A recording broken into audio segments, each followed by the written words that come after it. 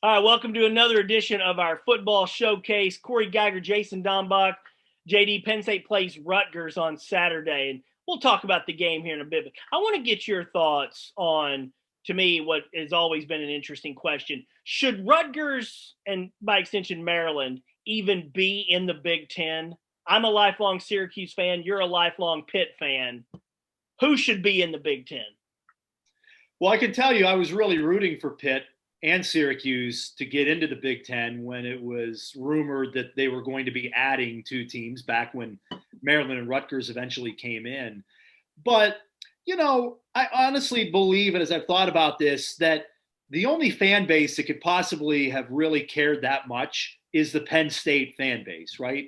I mean, what's the difference if you're a Michigan fan or a Minnesota fan or Wisconsin fan Yep. between Pitt and Rutgers or Syracuse and Maryland? Now, basketball might be a little bit different, but we all know it was a football decision.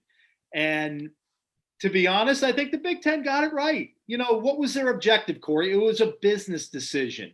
It was about adding television subs in the New Jersey, the North Jersey in particular, New York area, and in the Baltimore, D.C. area. Mission accomplished. You look at the amount of money that the Big Ten disperses to its members on a typical year basis, and a lot of the reason why it's as big as it is because they have two of the biggest markets in the country. So from that standpoint, it was a no-brainer. Yeah, I think it would be a heck of a lot more interesting, particularly in our region, if you had Pitt and Penn State playing every year, if you had Syracuse basketball coming to the BJC. Pitt basketball isn't what it has been, but in their good years, there certainly could be a lot more interesting than Rutgers or Maryland. So, I think it's an interesting debate to bring up every now and then. But to be honest, I think the Big Ten got it right. Okay. I don't think Rutgers adds anything to the Big Ten. You did mention the TV part, and I think they could have gotten that with Syracuse. I think they would have gotten more of a New York market with Syracuse than they would have with Rutgers. Now, I don't have any issues with Maryland. I think Maryland, that's fine. I could have lived with Syracuse and Maryland. This notion that the New York TV market cares about Rutgers.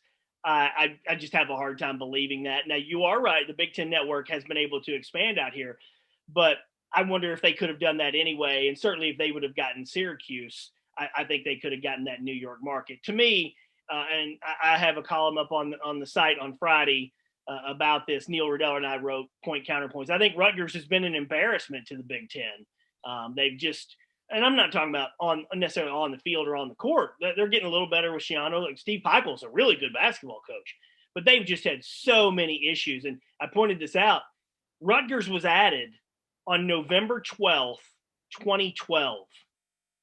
3 weeks later, the Mike Rice situation blew up. And then they've had other issues with their former AD and Kyle Flood, their former football coach. Even when they tried to hire Greg Schiano last year, which was a no-brainer after what he had done, they even botched that. They got heavily ridiculed because it was going to happen, and then everything fell apart and people just piled up. So to me, it just seems like the decision-making process for a lot of folks at Rutgers has been kind of embarrassing to the Big Ten. Yeah, and they've had issues with their administration. Their AD situation has been a bit of a mess. Rutgers is a low floor, low ceiling program, right? Even at their best, which right now, let's talk about basketball for 20 seconds here. I know we're mostly focused on football. This is the height of Rutgers basketball, right? Last year, they were going to make the NCAA tournament. They haven't done that since the early 1990s. And yet, it really doesn't move the needle a ton in terms of interest level. So I will agree with you there. Rutgers doesn't add a whole lot of interest. But again, we can talk about, do people in New Jersey, New York care about Rutgers? I don't live there. I don't know. But certainly the fact that they were added to the Big Ten allowed the Big Ten to expand its footprint to the point where it was able to increase television revenue, television dollars, walk into Madison Avenue, add advertisers that maybe they wouldn't have been able to, get, not because of Rutgers football or basketball, but just because they're in geographic proximity now to the number one market in the country. But now part of this, again, for me as a Syracuse fan, and I know you're a Pitt fan, I would just rather see those teams in the Big Ten as well. I don't think that the ACC is a natural home for either of those programs. And yeah, I know Syracuse football is down. They've been down for most of the last 15 years. Pitt football will kind of go up and down. Pitt basketball is down now, but they've been good. So to me, I would just rather see Syracuse and Pitt in the Big Ten. Now, again, I don't really have a problem with Maryland. I think Maryland can add some things, and it is a close, you get that. We didn't even talk about the TV market in the D.C. Metro area there, Northern Virginia, all that. That's in Baltimore. That's a big market. But to me, I would just rather see Syracuse and Pitt. I think that would have been a more natural fit for those two programs. Well, it's certainly from a Penn State fan base standpoint. Again, Penn State for many years was an Eastern football program under Joe Paterno when they were an independent. All those years, their schedule every year was Rutgers and Boston College and Maryland, Pitt, Temple. That was it was an Eastern program. Of course, once they joined the Big Ten, it became a Midwestern and a national program. So I think that certainly would be great for Penn State fans to have that Eastern influence of having the Syracuse, Pitt, Penn State sort of triangle, and Maryland too, because Pitt played Maryland a lot. Syracuse played Maryland in football for a number of years as well, even though they were in the ACC. So yeah, I would agree. I think for all of us who follow Penn State football, to have those programs, it would be a lot. It would generate much more interest, certainly, than what a Penn State Rutgers game does. How amazed are you by what Greg Schiano has done there? He turned them into a power when they were in the Big East. Then he left, and I'll point this out. When Bill O'Brien left in 2020 after the 2013 season, the first name that came up that people thought of was Greg Schiano. In fact, I have a video on the site of I was on the Colin Cowherd show in January of 2014. Right after this had happened, Colin said, I think Greg Schiano would be a tremendous fit at Penn State. And I said, Colin, I just don't see that at all, because Greg Schiano is a big personality. He's got a reputation for being an abrasive guy, rubbed everybody wrong with the Tampa Bay Buccaneers when he was down there. That whole organization just turned on him and he got fired. And I'm not even going to get into the Penn State connection that he may or may not have known some things about Sandusky. I'm just talking about, as I said on Colin Cowherd's show, JD, at that time for 2014, Penn State needed a healer. They needed a guy that could come in and still deal with everybody. And I certainly think they got it right with James Franklin.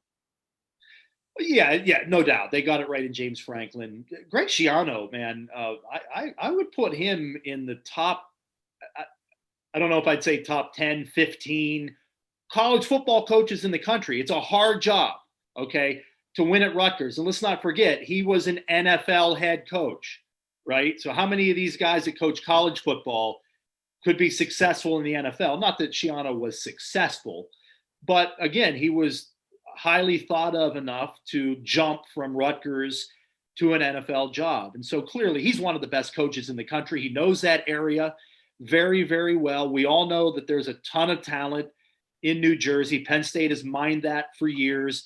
Wisconsin has gone in there and had a lot of success as well. And we know that even Rutgers doesn't even need to get the top guys, right? When they were in the Big East, which was at that point a pretty good football conference. You had West Virginia was a national program. Louisville was really good. South Florida had some good years.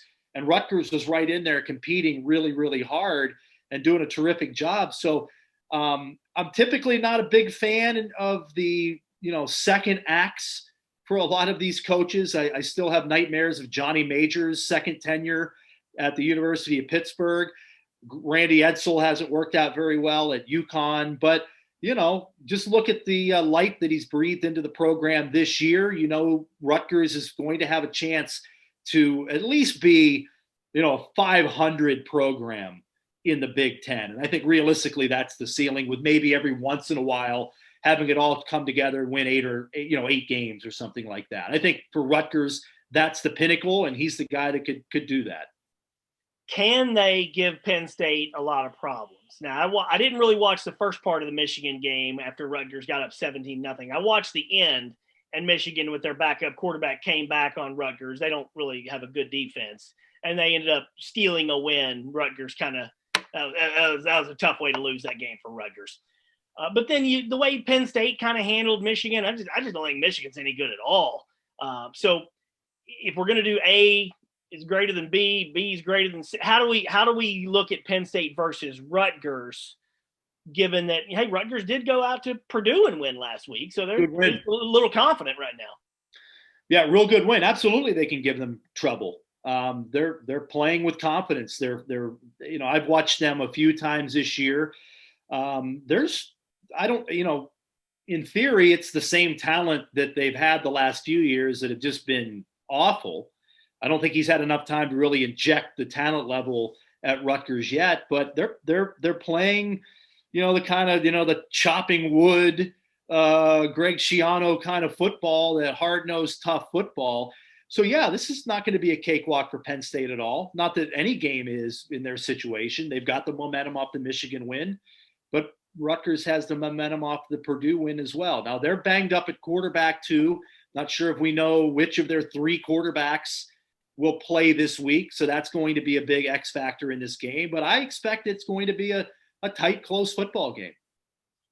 Yeah, I've got several different score predictions. I'll give one here in a second, but I just think Rutgers' defense is bad, and Penn State has handled them with ease for the most part. Last year it was not a huge blowout, but Clifford didn't play.